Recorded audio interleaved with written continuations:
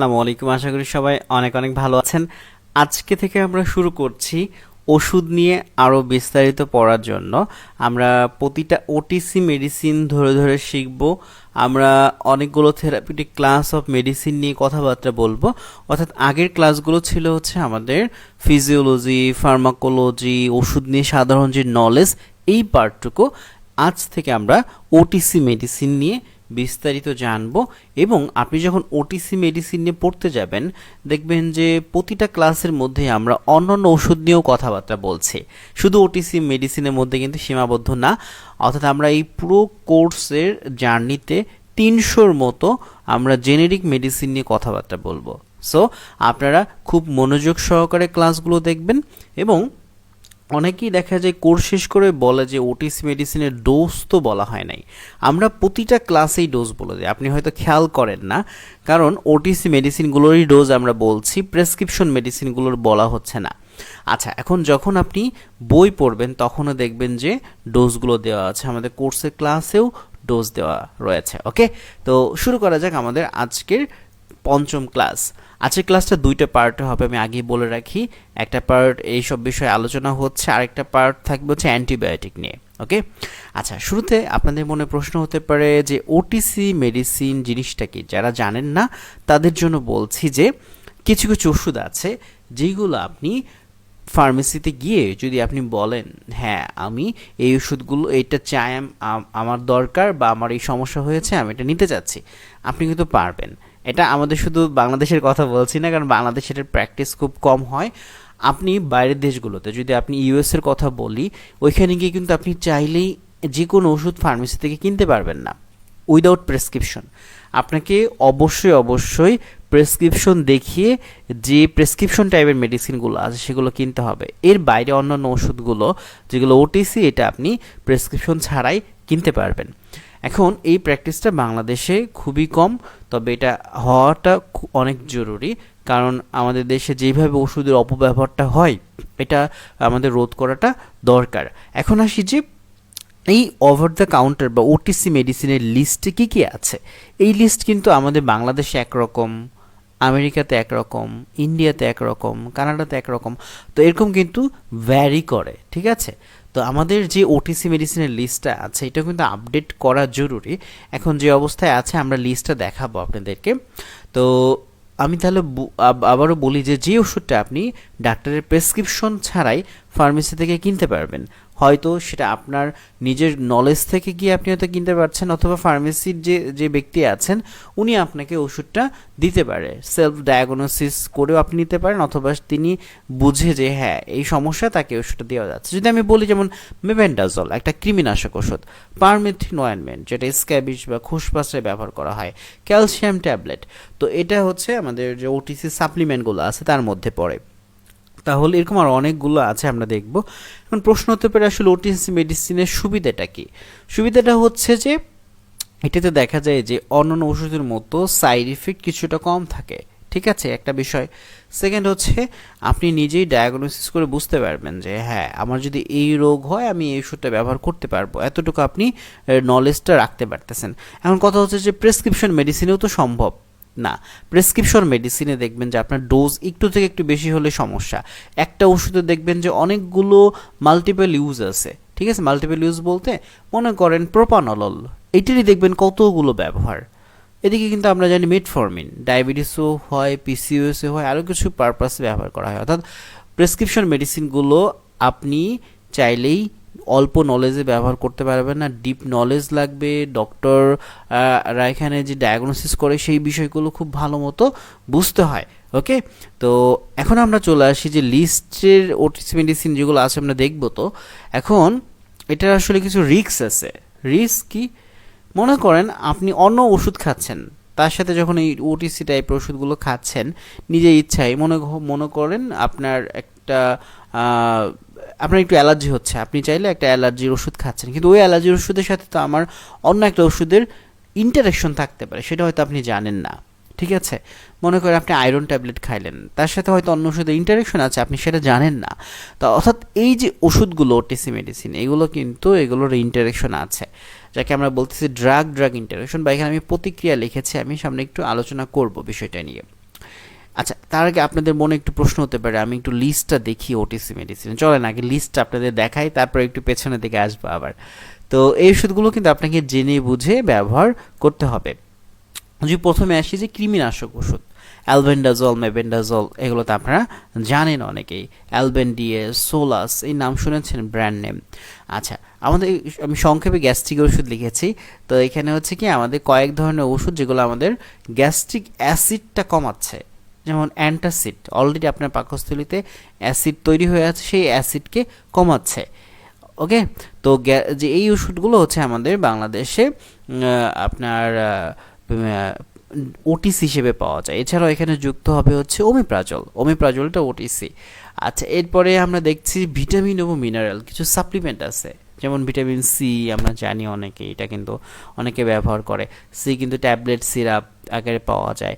Riboflavin, vitamin B two, multivitamin আছে, vitamin A capsule, vitamin B complex, calcium, ferrous sulphate. তো এইগুলোর কিন্তু ব্যবহার বিধি জানাটা জরুরি, কোনটা কোন কম্বিনেশনে আছে, কোনটা আসলে কোন পারপাসে ব্যবহার করা, এগুলো কিন্তু জানার থাকাটা জরুরি। আচ্ছা, এরপরে আসি হচ্ছে চুলকানি খুসপাসটাই, ওই যে বললাম পারমেথ্রিন অয়েনমেন্ট, বেনজাইল বেনজোনেট লোশন। আচ্ছা, অ্যান্টিবায়োটিক আছে কিছু, ওটিসি অ্যান্টিবায়োটিক, যেমন ক্লোরামফেনিকল, যেটা আই ড্রপ এবং ইয়ার ড্রপ হিসেবে ব্যবহার করা হচ্ছে। ওকে, অর্থাৎ আই ড্রপ এবং ইয়ার অয়েনমেন্ট, চোখের অয়েনমেন্ট এবং আই ড্রপ হিসেবে ব্যবহার করা হচ্ছে। এটা কিন্তু ট্যাবলেট ফর্মুলেশন কিন্তু আবার ওটিসি না, মনে রাখবেন। এরপর হচ্ছে দেখবেন যে কিছু স্কিন প্রিপারেশন আছে, নিওমাইসিন, ব্যাসিটাসিন দিয়ে। আচ্ছা, এরপর সিলভার সালফাডিয়াসিন অয়েনমেন্ট আছে, মেট্রোনিডাজল আছে। তো এগুলোকে আমরা বলছি ওটিসি অ্যান্টিবায়োটিক। এরপরে দেখছি যে ত্বকের ফাঙ্গাল সংক্রমণে দেখবেন যে স্যালিসাইলিক অ্যাসিড এবং বেনজোইক অ্যাসিড যুক্ত অয়েনমেন্ট পাওয়া যায়। আচ্ছা, জীবাণুনাশকগুলো আছে কয়েক ধরনের, এগুলোকে আমরা ওটিসি মেডিসিন বলছি। এরপরে ব্যথানাশক ওষুধের মধ্যে প্যারাসিটামলের তো কয়েকটা ফর্মুলেশন আছে, ট্যাবলেট, সিরাপ, সাসপেনশন, সাপোজিটরি। প্রতিটা বিষয় কিন্তু সুন্দর করে বোঝাটা জরুরি। Diclofenac gel, methyl salicylate gel, okay, এগুলো নিয়ে আমরা কথাবার্তা বলবো ইনশাআল্লাহ। এরপর আসি আমরা কাশির ওষুধ, ডেক্সট্রোমেথোরফ্যান, অ্যান্টিহিস্টামিন, ক্লোরফেনারামিন, ডাইফেনহাইড্রামিন। এই যে লিস্টটা দেখতে পাচ্ছেন, এগুলো হচ্ছে ওটিসি মেডিসিন। নাকের ড্রপ দেখবেন জাইলোমেটাজোলিন, এটা ওটিসি। অক্সিমেটাজোলিন আছে। আচ্ছা, মাউথ ওয়াশ হিসেবে আমরা দেখতে পাচ্ছি এখানে দুইটা প্রিপারেশন আছে। বমি বমি ভাব কমাতে যেমন আমরা দেখেছি প্রোমিথাজিন থিওকেলেট, এটা বমি বমি ভাব কমায়, কিন্তু বর্তমানে এই থিওকেলেট ভার্সনটা এখন বাজারে পাওয়া যায় না, ঠিক আছে। প্রোমিথাজিন হাইড্রোক্লোরাইড রয়েছে বাজারে। হাঁপানি, সালবিটামল তো আমরা জানি, সালবিটামল, লেবোসালবিটামল। আচ্ছা, এরপর কনস্টিপেশন সমস্যায় বিসাকোডাইল, সাইলেম হাস্ক আছে, গ্লিসাইন সাপোজিটরি আছে, সেনাবাসনা পাতা, এগুলো আছে। মেডিকেল অন্যান্য সাপ্লাইজ এর মধ্যে আমরা লো ডোজ কন্ট্রাসেপটিভ পিলের কথা জানি, নিকোটিন প্যাচ, এছাড়াও হচ্ছে যে আমরা ওরাল রিহাইড্রেশন যে স্যালাইন আছে। তো এগুলো হচ্ছে আমাদের ওটিসি মেডিসিন, যেখানে আমাদের 39টারও বেশি ওটিসি মেডিসিন এখানে লিস্ট করা আছে, ঠিক আছে। তো এখন এই যে ওটিসি মেডিসিন, এগুলো যখন আপনি ব্যবহার করবেন, দেখা যায় হয়তো ডক্টরের আপনার প্রেসক্রিপশন অনুযায়ী কিছু ওষুধ চলছে, এর মাঝে মনে করেন আপনি হচ্ছে ওদিকে ল্যাকটুলোজ খেয়ে নিলেন, হয়তো আপনার কনস্টিপেশন হচ্ছে। এখন ল্যাকটুলোজ যে আপনার প্রেসক্রিপশন মেডিসিনের সাথে ইন্টারাকশন করবে না, সেটা তো আপনি জানেন না, করতেও তো পারে।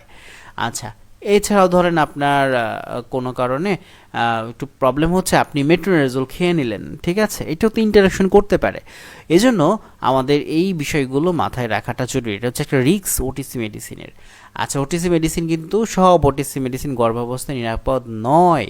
যেমন মেট্রোনিডাজল গর্ভাবস্থায় কিন্তু ফার্স্ট ট্রাইমেস্টারগুলোতে দেওয়াই যাবে না। অ্যালবেন্ডাজল, মেবেন্ডাজল ফার্স্ট ট্রাইমেস্টারের দিকে দেওয়া যাবে না, ঠিক আছে। তো এই বিষয়গুলো নিয়ে কিন্তু আপনার জ্ঞান থাকাটা জরুরি। আমরা ওটিসি মেডিসিনের গর্ভাবস্থার বিষয়টা নিয়েও কথাবার্তা বলবো। আচ্ছা, সঠিক ডোজ ব্যবহার সম্পর্কে জ্ঞান না থাকলে তাই সেটা স্বাস্থ্যের জন্য ক্ষতিকর হতে পারে। যেমন ধরেন আমরা অ্যান্টিহিস্টামিনের কথা শুনলাম, যেখানে দুইটা অ্যান্টিহিস্টামিনের নাম আছে ওটিসির মধ্যে। এখন আপনি জানেন না যে এগুলো হচ্ছে ফার্স্ট জেনারেশন অ্যান্টিহিস্টামিন। আপনি খেলেই আপনার ঘুম আসবে, খেলেই দেখা যায় আপনি হয়তো খুব সূক্ষ্ম কোনো একটা কাজ করতে পারতেছেন, আপনার অনেক ঘুম ঘুম ভাব হচ্ছে, তাহলে কিন্তু আপনার জন্য কিন্তু একটু ক্ষতিকর, যদি আপনি জেনে না থাকেন, সঠিক নলেজ না থাকে, ওকে। তো যেসব রোগী ওটিসি মেডিসিন ব্যবহারে সতর্ক হবেন, যেমন শিশু বয়স্করা কিন্তু ব্যবহারের ক্ষেত্রে সঠিক ডোজ মেনটেন করতে হবে। প্যারাসিটামল বাচ্চাদের আমি চাইলেই দিয়ে দিলাম এমনটা কিন্তু না, তারও কিন্তু নির্দিষ্ট ডোজ আছে বয়স অনুযায়ী। বয়স্কদের যাদের কিডনিতে সমস্যা, লিভারের সমস্যা, তাদের ক্ষেত্রে কিন্তু প্যারাসিটামল ডোজটা অ্যাডজাস্ট করতে হয়, ওকে। তার মানে বুঝতে পারছেন যে সব রোগীদের কিন্তু ওটিসি মেডিসিন দেওয়া যায় না, কিছু বিষয়ে নিয়ম আছে। আচ্ছা, তো সেই নিয়মগুলো নিয়ে আমরা জানবো। এখন অনেকের মনে হতে পারে এই ওটিসি মেডিসিনই তো না, বিষয়টা কিন্তু এমন না। আমি যে এই যে রিস্কের কথা বললাম, এগুলো কিন্তু অনেক গুরুত্বপূর্ণ এবং সুন্দর করে এগুলো সম্পর্কে স্টাডি করতে হয়, পড়তে হয়। আচ্ছা, এরপরে দেখি যে এই যে প্রতিক্রিয়ার কথা বললাম, যে একটা ওষুধের সাথে একটা ওষুধের ইন্টারাকশন হতে পারে, একে আমরা বলি ড্রাগ ইন্টারাকশন।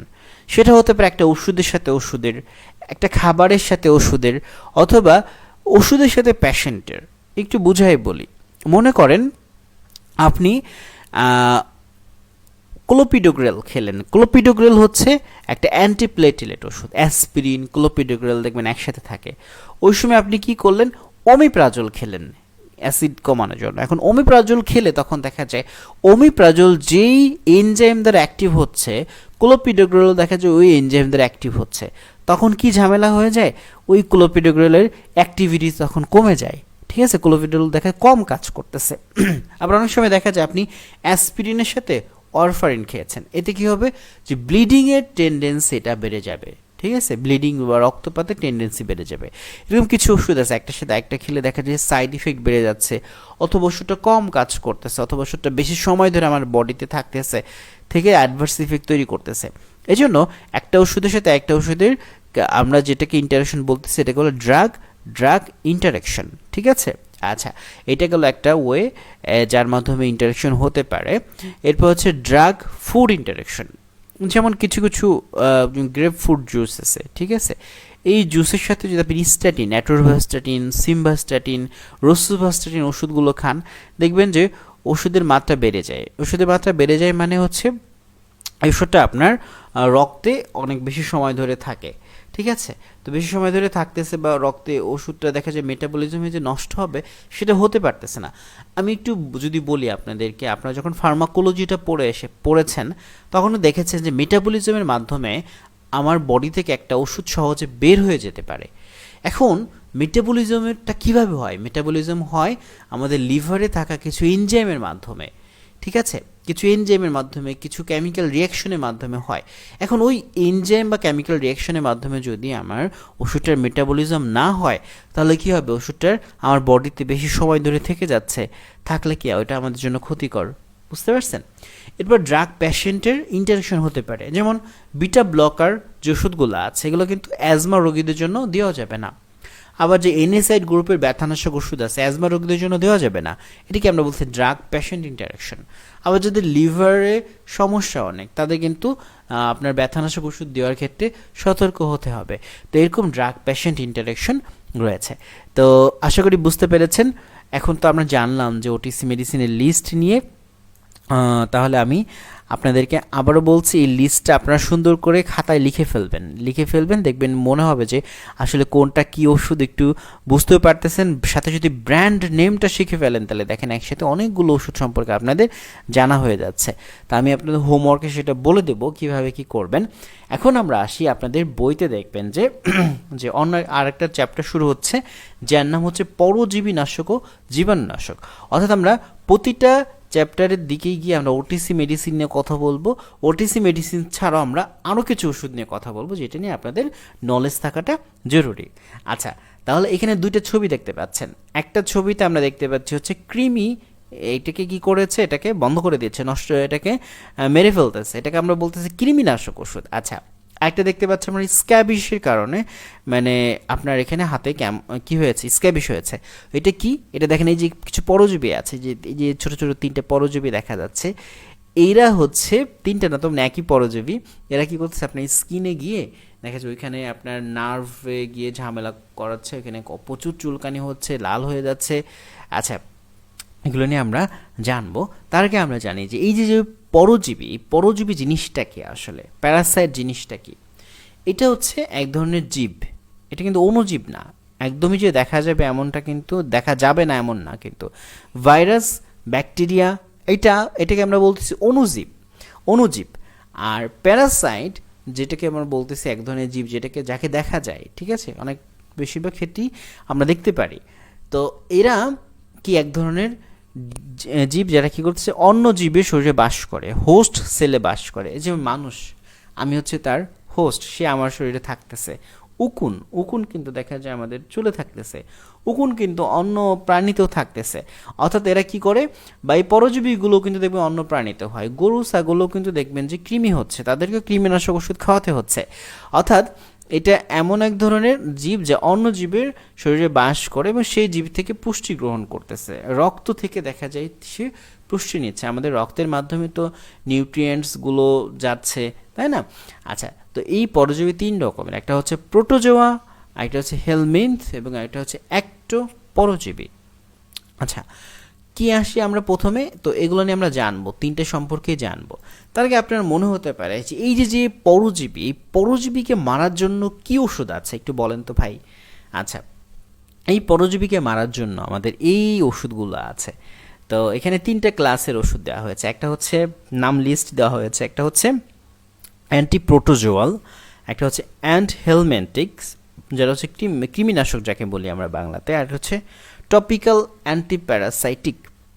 তো এখানে মেট্রোনিডাজল এটা কিন্তু একটা অ্যান্টিবায়োটিক এবং সেই সাথে এটা অ্যান্টিপ্রোটোজোয়াল, ঠিক আছে, অ্যান্টিপ্রোটোজোয়াল হিসেবে এটা কাজ করে, এই পরজীবীকে মারে। এটা দেখা যায় পেটে হওয়া অনেক পরজীবী, যেমন আমি যদি বলি আমাশয়ের জন্য যে পরজীবী দায়ী তাকে কিন্তু এই মেট্রোনিডাজল মারছে, নষ্ট করে দিচ্ছে। টিনিডাজল, এটার নাম শুনেছেন আপনারা, ক্লোরোকুইন, অ্যালবেন্ডাজল, মেবেন্ডাজল, এই দুটো হচ্ছে কৃমিনাশক। এছাড়াও দেখবেন কৃমিনাশক হিসেবে আরও কিছু ওষুধ ব্যবহার করা হয়, পাইরেন্টাল প্যামোড। আচ্ছা, আইভারমেকটিন এটা কিন্তু কৃমিনাশক না, অনেকে ভুল করে, দেখা যায় রোগীকে না জেনে না বুঝে আইভারমেকটিন দিয়ে দিচ্ছে। এটা কিন্তু অনেকগুলো পারপাসে আছে যে কখন ব্যবহার করতে হবে কখন ব্যবহার করতে হবে না, অনেক স্টাডি করার জরুরি এই বিষয় নিয়ে, ঠিক আছে। আপনাদের এই জন্য অল্প জ্ঞানে কেউ এই ওষুধটা ব্যবহার করবেন না ডক্টরের প্রেসক্রিপশন ছাড়া। আচ্ছা, এরপর হচ্ছে পারমেথ্রিন লোশন আছে, বেনজাইল বেনজোনেট আছে। তো এখানে কিন্তু সবই কি বলে ওটিসি মেডিসিন না, যেমন টিনিডাজোল,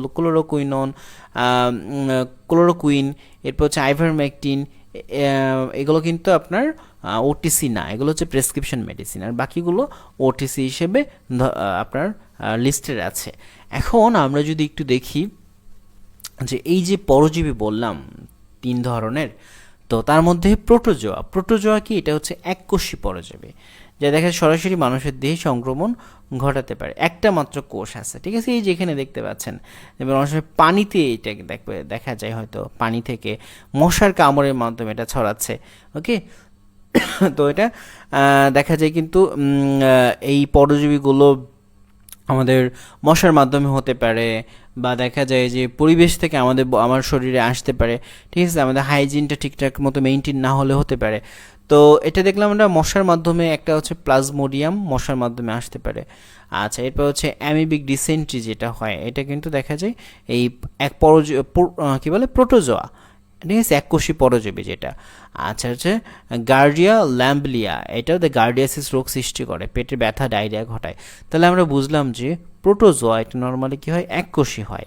আচ্ছা, হেলমিন্থ এটা বহুকোষী, ঠিক আছে। হেলমিন্থগুলো কৃমি তো মোটামুটি দেখা যায়, বোঝা যায়। তো এই কৃমি এটা কী হচ্ছে আমাদের অন্ত্রে বা ইন্টেস্টাইন, আমাদের যে ক্ষুদ্রান্ত বৃহদন্ত আছে, তো এই সকল জায়গায় দেখা যায় এই কৃমিটা ওইখানে গিয়ে সমস্যাটা তৈরি করে। আচ্ছা, এরপরে হচ্ছে আমরা যে পড়বো আর কি, ঠিক আছে, পড়ি নাই, আমরা সামনে দেখবো কৃমিনাশক। একটোপরজীবী, মূলত একটোপরজীবী কি, একটোপরজীবী হচ্ছে যেটা আপনার স্কিনে, মানে আপনার চুলে দেখা যায়, চুলে থেকে এখান থেকে আপনার কি করতেছে, রক্ত চুষে খাচ্ছে। তো এটাকে আমরা বলতেছি সরাসরি স্কিনে থাকছে এবং চুলের মাধ্যমে শরীরে সংক্রমণ ঘটাচ্ছে। তো আপনারা জানেন উকুন আছে, আরেকটা কি আছে, স্ক্যাবিস আছে। তার মানে স্ক্যাবিস যেটা এই যে হয়, এইটা আপনার কোথায় একটোপরজীবী, এটা কি করতেছে ত্বকের সাথে সংযুক্ত, ঠিক আছে।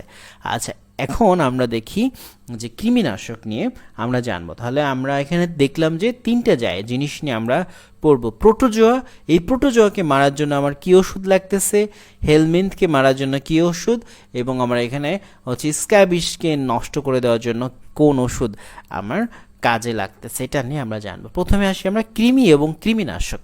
তো এই কৃমিনাশক অ্যালবেন্ডাজোল, মেবেন্ডাজোল দেখা যায় ট্যাবলেট, সিরাপ দুইভাবেই পাওয়া যাচ্ছে। তাহলে আমরা একটু দেখি যে কৃমির ধরন, কত ধরনের কৃমি আছে। আমরা কিন্তু অনেকটাই নাম হয়তো আপনারা শুনেছেন কৃমির।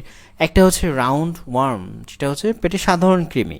এই যে অ্যালবেন্ডাজোল, মেবেন্ডাজোল খাচ্ছে, আমাদের সাধারণ কৃমি যেটা মারা যাচ্ছে, এটা সেই রাউন্ড ওয়ার্ম বা সাধারণ কৃমি। এটা পেটে ব্যথা, বমি ভাব, ওজন কমে যাওয়া, শারীরিক দুর্বলতা হতে পারে। হুকওয়ার্ম যেটা হচ্ছে আমার যে ইন্টেস্টাইন ওইখানে লেগে থেকে রক্ত চুষে নেয়, ঠিক আছে, এর জন্য এই হুকওয়ার্মের কারণে রক্ত স্বল্পতা দেখা দিতে পারে। অন্য কৃমির কারণে কিন্তু রক্ত স্বল্পতা দেখা দেয়। আপনি যখন বাচ্চাদের কৃমিনাশক ওষুধ ঠিক মতো দিবেন না, হয়তো তার কৃমি যদি হয়ে থাকে, তাহলে দেখবেন যে বাচ্চার রক্তশূন্যতাও কিন্তু দেখা যায়। ওকে, এরপর হচ্ছে হুইপ ওয়ার্ম, এটাও অন্ত্রে থাকে, সবই আমাদের কিন্তু অন্ত্রেই থাকতেছে।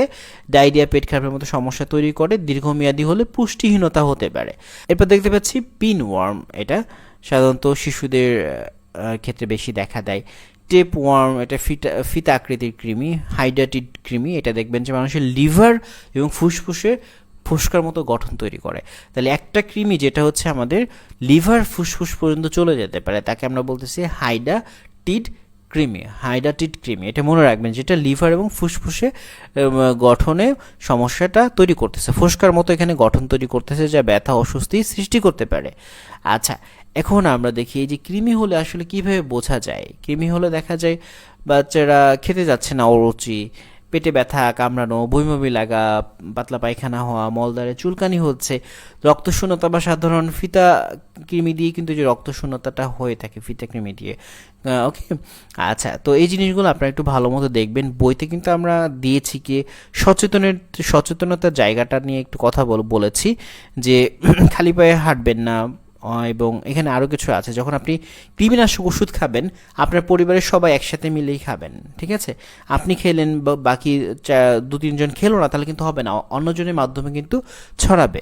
আচ্ছা, আরেকটা ব্যাপার হচ্ছে যে খাবারগুলো সবসময় ধুয়ে খেতে হবে, টয়লেট থেকে আসার পর সুন্দর করে হাত ধুতে হবে, এবং দেখা যায় সবজি যখন কাটা হচ্ছে বা রান্না করা হচ্ছে বা কাঁচা কোনো কিছু খাওয়া হচ্ছে, তখন ভালো মতো ধুয়ে খেতে হবে। এই নর্মাল হাইজিন কিন্তু আমরা মোটামুটি সবাই জানি। আচ্ছা, এখন আসি যে এই কৃমিনাশক ওষুধটা আসলে কিভাবে কাজ করে, কোথায় গিয়ে কাজ করে। কৃমিনাশক ওষুধ আমাদের দুইটা, অ্যালবেন্ডাজোল, মেবেন্ডাজোল বিশেষ করে ব্যবহার করা হয়। এই দুইটা ওষুধ, এই দুইটা ওষুধ একইভাবে কাজ করতেছে। কিভাবে কাজ করে দেখবেন যে এই যে কি বলে কৃমি আছে, কৃমি তো কোষ দ্বারা, এটা তো বহুকোষী, তার মানে কয়েকটা কোষ আছে, অনেকগুলো কোষ আছে। এই কোষগুলো গঠিত হয় কিসের মাধ্যমে? মাইক্রোটিউবিউল দিয়ে গঠিত হয় কোষ, ঠিক আছে। এই মাইক্রোটিউবিউল তৈরির একটা ধাপ আছে আমাদের, যে কোষ বিভাজনের একটা ধাপে কিন্তু দেখা যায় মাইক্রোটিউবিউলটা গঠিত হচ্ছে।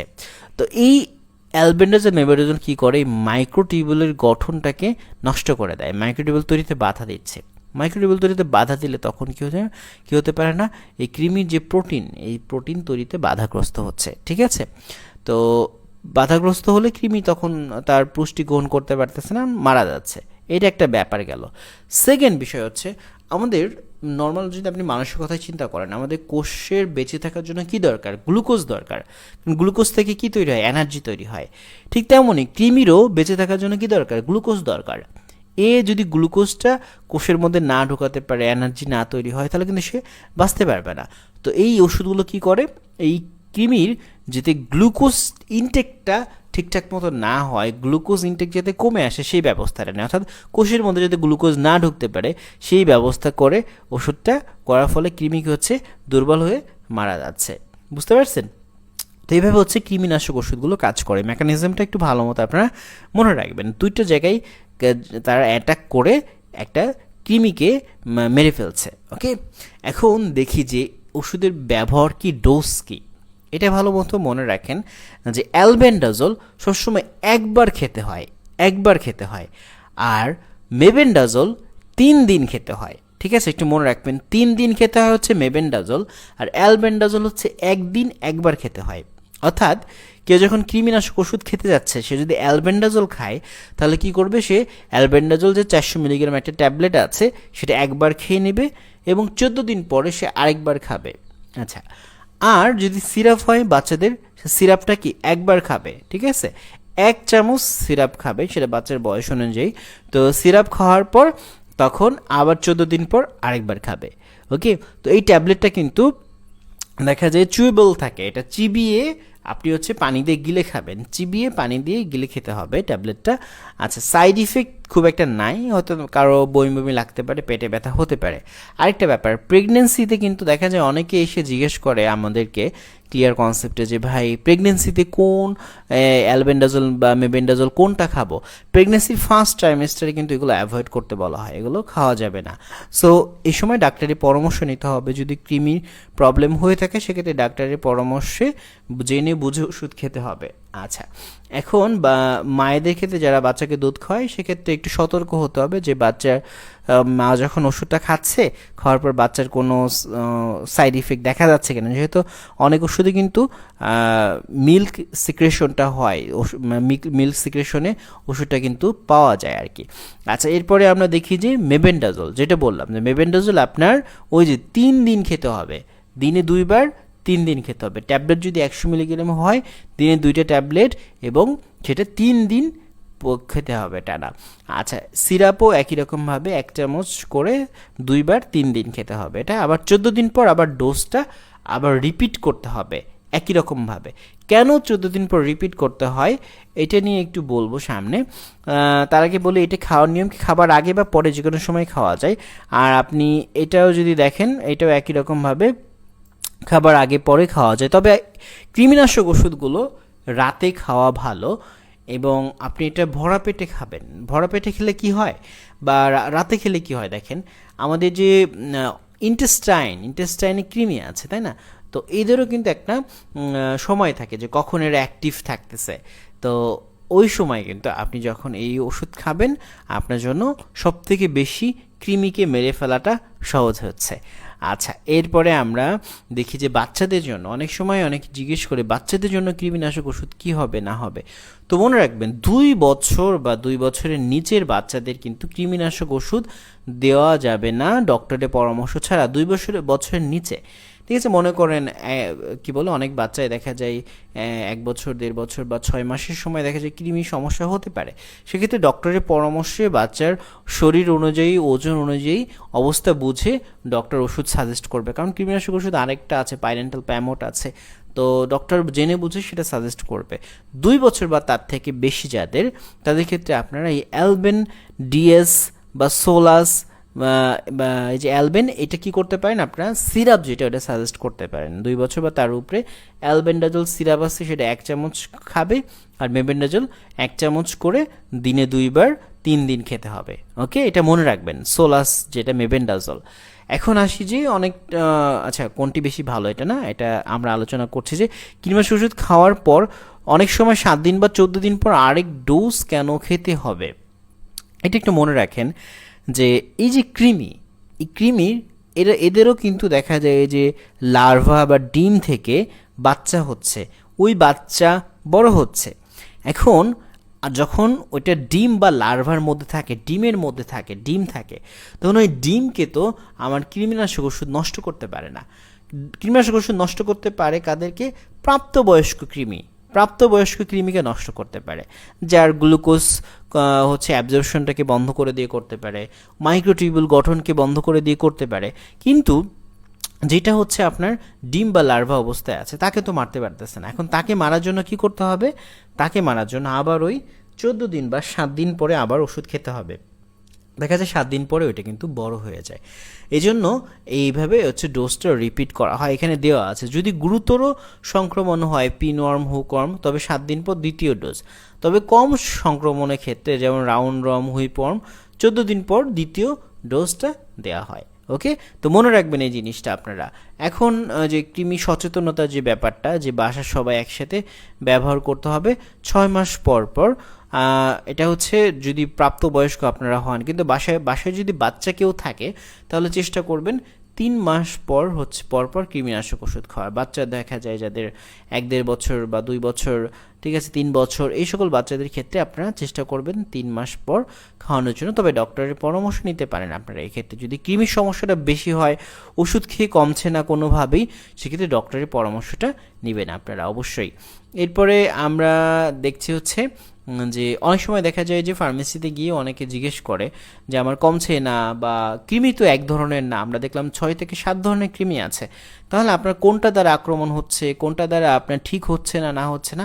এই জন্য যখন দেখবেন যে কৃমি যাচ্ছে না, সমস্যা কমছে না, আপনার উচিত হবে যে ডক্টরের কাছে যাওয়া, এবং যারা ফার্মেসি টেকনিশিয়ান আছেন তাদেরকে রিকোয়েস্ট করব আপনারা রোগীকে সাজেস্ট করবেন ডক্টরের কাছে যেন গিয়ে পরামর্শ নেয়। আচ্ছা, এরপরে চলে আসি যে ওই যে প্যারাসাইট আমরা তো আরও জানলাম, যেটা হচ্ছে অ্যাক্টোপরোজীবী, যেটা আমার স্কিনে গিয়ে ঝামেলা ঘটাচ্ছে। তো এই যে অ্যাক্টোপরোজীবী যেটা আমার স্কিনে গিয়ে দেখা যায় ওইখান থেকে রক্ত চুষে নিচ্ছে বা ওইখানে গিয়ে বসবাস করতেছে, এদেরকে মারার জন্য আমাদের 2 ধরনের ওষুধ আছে। একটা হচ্ছে বেনজাইল বেনজোনেট লোশন, আর একটা হচ্ছে পারমেথ্রিন অয়েনমেন্ট। তো এটা কি করে, এরা হচ্ছে চুলকানি খোসপাসরায় ব্যবহার করা হয়। এখন এই যে ওষুধটা প্যারাসাইটকে মারে তাকে আমরা বলি প্যারাসাইটিসাইডাল, আর যে ওষুধটা ব্যাকটেরিয়াকে মারে তাকে আমরা বলতেছি ব্যাকটেরিসাইডাল। তো ব্যাকটেরিয়াকে যে ওষুধটা ব্যাকটেরিয়ার উদ্দেশ্যে দেওয়া হচ্ছে, এটা 2 রকমের। একটা ব্যাকটেরিস্ট্যাটিক, যেটা হচ্ছে ব্যাকটেরিয়া গ্রোথকে বন্ধ করে দেয়, ব্যাকটেরিয়াকে একদম মেরে ফেলে না। আর একটা হচ্ছে ব্যাকটেরিয়াসাইডাল, যেটা ব্যাকটেরিয়াকে একদমই মেরে ফেলে। তো এটা নিয়ে সামনে আপনারা জানবেন, আমাদের এই ক্লাসেরই পরবর্তী পার্টে আছে হচ্ছে অ্যান্টিবায়োটিক নিয়ে। যাই হোক, এখন তাহলে আমরা চুলকানি ও খোসপাসটা নিয়ে একটু কথাবার্তা বলি। যে খোসপাসটা বা যাকে আমরা বলতেছি স্ক্যাবিশ, স্ক্যাবিশ কি হচ্ছে, একটা সারকপটিস স্কেবি, সারকপটিস স্কেবি নামক পরজীবী দ্বারা এটা সৃষ্টি। এই বেচারাকে চিনে রাখেন, ঠিক আছে। কত মানুষের যে ঘুম হারাম করেছে এই বেচারা, দেখা যায় এরা কী করে, আমাদের স্কিনের এরা ঢুকে ওইখানে তারা ডিম পাড়ে, ডিম পেড়ে ওইখানে তারা দেখা যায় বাচ্চা কাচ্চা হচ্ছে।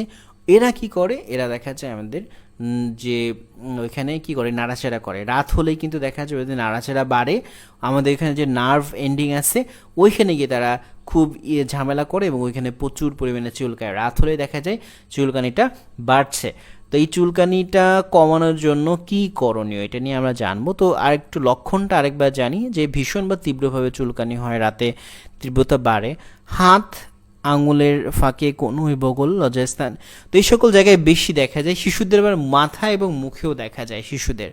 আচ্ছা, তো অনেক সময় ত্বক দেখা যায় ওই স্কিনটা ড্যামেজ হয়ে যাচ্ছে চুলকাতে চুলকাতে, ঠিক আছে। তো এতে কি দেখা যায় ওই সাথে ঘাও হয়ে যেতে পারে, ঘা হয়ে গেলে তো এখানে ব্যাকটেরিয়াল ইনফেকশন হওয়ার ঝুঁকি আছে। তো এই জন্য যদি আপনার খুব বাজে পরিস্থিতি হয় অবশ্যই ডক্টরের পরামর্শ নেবেন। যদি এখানে ঘা হয়ে যায় বা অন্য কোনো ইনফেকশনের ঝুঁকি থাকে সেক্ষেত্রে ডক্টরের পরামর্শ ওষুধ ব্যবহার করতে হবে। এখন আমরা আসি প্রাইমারি, যে যদি স্ক্যাবিশ হয় সেক্ষেত্রে কি করতে হবে। স্ক্যাবিশ চিকিৎসায় কয়েকটা ধাপ আছে। প্রথমত হচ্ছে আগে আপনার ওই জায়গাটাকে পরিষ্কার করতে হবে, এবং প্রথম কাজই হচ্ছে মানে ওই জায়গাটা পরিষ্কার বলতে আপনার যে কাপড় চোপড় ব্যবহার করছেন আপনি, চাদর তোয়ালে, যেখানে আপনি ঘুমাচ্ছেন রাতে, ওই জায়গাটা আপনাকে একদমই ক্লিন করতে হবে। ওইখানকার জামা কাপড়গুলো, চাদর, এটা কী করতে হবে, গরম পানিতে ভালো করে ধুয়ে রোদে শুকাতে হবে। তো গরম পানিতে ধুয়ে রোদে যখন শুকাবেন, ওইখানে যে স্ক্যাবিসের যে পরজীবী আছে সেটা নষ্ট হয়ে যাবে, তার লার্ভাগুলো নষ্ট হবে, ঠিক আছে। আপনি যদি না ধন তাহলে কিন্তু নষ্ট হবে না। আপনি ওষুধ ব্যবহার করতেছেন কিন্তু অপর দিকে কিন্তু ওটা আপনার ভালো হচ্ছে না, ওইটা আবার আপনাকে সমস্যা তৈরি করতেছে, ঠিক আছে। এরা কিন্তু অনেক দ্রুত বংশবৃদ্ধি করতে পারে। আচ্ছা, এখন আসি যে যাদের অলরেডি এগুলো হয়েছে তার সংস্পর্শ কিছুটা এড়ানোর চেষ্টা করবেন। দেখা যায় এটা কোথায় বেশি দেখা যায়, সরি, যারা মেসে থাকে তাদের দেখা যায় এটা বেশি হচ্ছে, কারণ তারা একসাথে থাকছে, একজনের মাধ্যমে একজনের কন্ট্রাক্টে যাচ্ছে। দেখবেন হলে ফার্স্ট ইয়ারের দিকে দেখা যায় একসাথে অনেক স্টুডেন্ট একসাথে থাকে, তো তখনও কিন্তু প্রবলেমটা হয়। 2 বার ওষুধ ব্যবহার, ওষুধটা দেখা যায় আপনার একবারে যে সেরে যাবে এমনটা না, 2 বার বেশি ব্যবহার হতে পারে। 7 দিন পর আবার কিন্তু এই ওষুধটা ব্যবহার করা লাগে। এরপর আমরা হচ্ছে দেখি যে কী কী ওষুধ ব্যবহার করতে হবে। প্রথমত হচ্ছে পারমেথ্রিন যে ক্রিম আছে এটা ব্যবহার করবেন, অথবা বেনজাইল বেনজোনেট লোশন। দুইটা কিন্তু একসাথে না, পারমেথ্রিন ব্যবহার করলে আর বেনজাইল বেনজোনেট লোশন ব্যবহার করতে হবে না। আচ্ছা, যে চুলকানি হচ্ছে, চুলকানিটা তো আপনি কমাতে হবে, তাই না? চুলকানি কমাবেন কি ওষুধের মাধ্যমে? অ্যান্টিহিস্টামিনের মাধ্যমে। আপনি রুপাটাডিন, ফেক্সোফেনাডিন, বিলাস্টিন, এই 3টা ওষুধে যে কোনোটা ব্যবহার করা যেতে পারে অ্যান্টিহিস্টামিন হিসেবে। তো এতে কী হবে, তখন চুলকানিটা কমবে, স্কিনে যে র্যাশ হয়ে যাচ্ছে এটা কিছুটা কমবে। আচ্ছা, এরপরে আমরা একটু দেখি পারমেথ্রিনের যে ব্যবহার। আমি তো বললাম যে এই ওষুধটা দেখা যায় যে লরিক্স, স্ক্যাবিস, কি বলে, পেরোসা, পারমিন, তো এই ওষুধগুলো আপনার কি করতেছে, আপনার হচ্ছে স্ক্যাবিসের যে যে হচ্ছে যে পরজীবীটা, এই পরজীবী যাতে ঠিকঠাক মতো বাঁচতে না পারেন, এটা যাতে মারা যায় সেই ব্যবস্থাটা নিচ্ছে। এরা কী করে কাজে, এই যে মেকানিজমটা একটু দেখায়, এরা হচ্ছে আমাদের ওই যে যে স্ক্যাবিস আছে, যে পরজীবী আছে, পরজীবীর সেল মেমব্রেনটাকে দেখা যায় এরা ড্যামেজ করে দিচ্ছে, সেল মেমব্রেনে গিয়ে কাজ করতেছে, এরা হচ্ছে কি প্যারালাইসিস হয়ে মারা যাচ্ছে। ভালো মতো মনে রাখেন যে পারমেথ্রিন কিভাবে কাজ করে, এগুলো হচ্ছে ওই যে পরজীবী, সেই পরজীবীর সোডিয়াম চ্যানেলে গিয়ে কাজ করে, সেটাকে প্যারালাইসিস করে দেয়, সোডিয়াম চ্যানেলটাকে বন্ধ করে দিয়ে। ওকে, অর্থাৎ এর যে নার্ভ সেল, সেই নার্ভ সেলটা কাজ করে না করার কারণে পরে পরজীবীটা নষ্ট হয়ে যাচ্ছে, মারা যাচ্ছে। এখন ব্যবহার বিধিটা কি? এই যে সেটা বললাম যে সব কাপড় চোপড় শুকায় নিতে হবে, ওটা তো বললাম আমি শুরুর দিকে। এরপর হচ্ছে যখন এই ওষুধটা ব্যবহার করবেন তখন গোসলের পরে সমস্ত শরীর ভালো মতো শুকিয়ে নিতে হবে।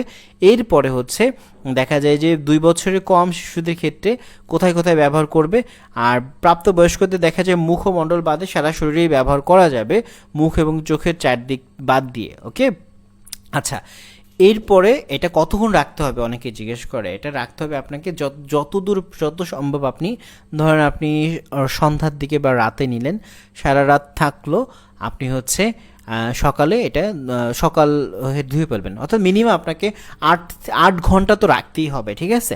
8 ঘন্টা এটা মিনিমাম রাখতে হবে। 8 ঘন্টার কম রাখলে কিন্তু দেখা যায় হয়তো কাজটা কম হবে। বুঝতে পারছেন?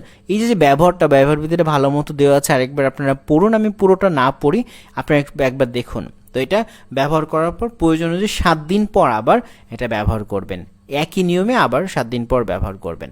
আচ্ছা, বেনজাইল বেনজোনেট এটা কি পারমেথ্রিনের বিকল্প হিসেবে ব্যবহার করা হয়। অনেক সময় উকুনের সংক্রমণ থেকেও এটা মুক্তি দেয়।